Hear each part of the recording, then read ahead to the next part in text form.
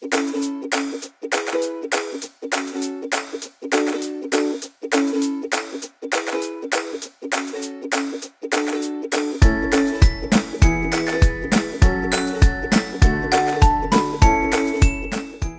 فراولاتي، كنتمنى تكونوا بالف خير. مرحبا بكم في قناه موناليزا.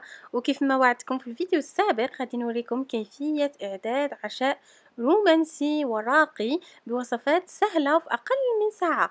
وقبل ما نبداو كنرحب بزاف بالمشتركات الجدد في قناتي، واللي اول مره كتشوف فيديوهاتي ما تنساوش تحملوا لي سبسكرايب والضغط على الجرس حتى يصلكم كل جديد، وتعملوا جيم الا عجبكم الفيديو. اول حاجه غادي نبدا بها هي لونطغي او المقبلات. غادي نحتاج العجينه المورقه، ملعقه كبيره من الخردل، قالب حلوى على شكل قلب اللي متواجد بجميع محلات الحلويات، ثم السوريمي، فرشاه، وقطعات البيتزا. كنسرحوا العجينه المورقه في طبق الفرن وكنقطعوها مستطيلات وكندهنوها بلا موطاد. من بعد كنلويو السوريمي بالعجين المورق بهذا الشكل حتى كنكملوه، وكندهنوا القالب اللي غادي نستعملوه بالزبده وكنسوا فيه القطع السوريمي بهذا الشكل. المهم ما نزحموهمش بزاف، نديروا بحسب اللي العجينه المورقه كتنفخ من بعد الطياب باش يجينا الشكل النهائي زوين.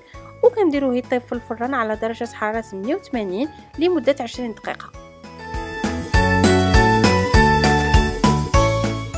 كندوزو دابا للطبق الرئيسي اللي متكون من الفيلي ديال السومون، بصله مشلضه، مقياس زلافه ديال الشامبينيون، ملعقه كبيره من لا موطارد، 20 سنتيلتر ديال لا كريم فريش، ملح، ابزار والزعتر.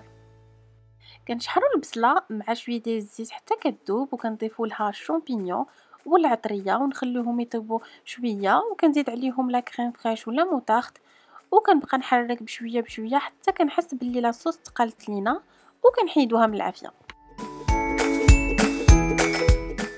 كناخذ مقيله اخرى كنديروا فيها شويه ديال الزيت والصومون مع مليحه وبزيره، وكنخليوه على نار مهيله باش يطيب لينا مزيان من الداخل ويولي لونه دوغي بحال هكذا.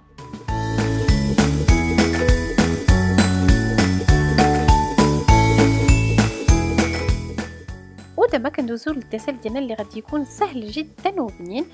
كناخذوا 6 القطع ديال البسكويت سبيكولوس، فواكه حمراء، يمكن لكم تستعملوا الفواكه اللي كتحبوا، وجوج ديال الياغورت. كنشدوا لي بسكوي وكنهرمشوهم، كنحطوهم في لي فيغين، كنوضعوا فوق منهم الياغورت والفواكه، وها هو الديسير ديالي وجاد.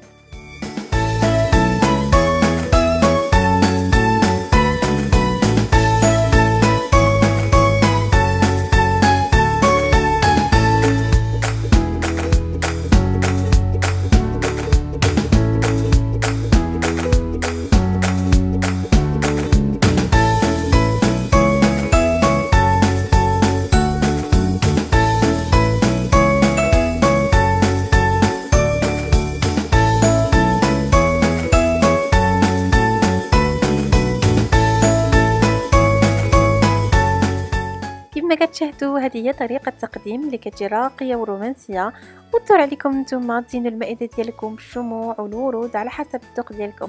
ايوا قولوا لي كي جاتكم الطويبله ديالي. كنتمنى الفيديو ديال اليوم يكون نال اعجابكم، وكنبوسكم بوسات كبار، وكنقول لكم الى الفيديو المقبل ان شاء الله.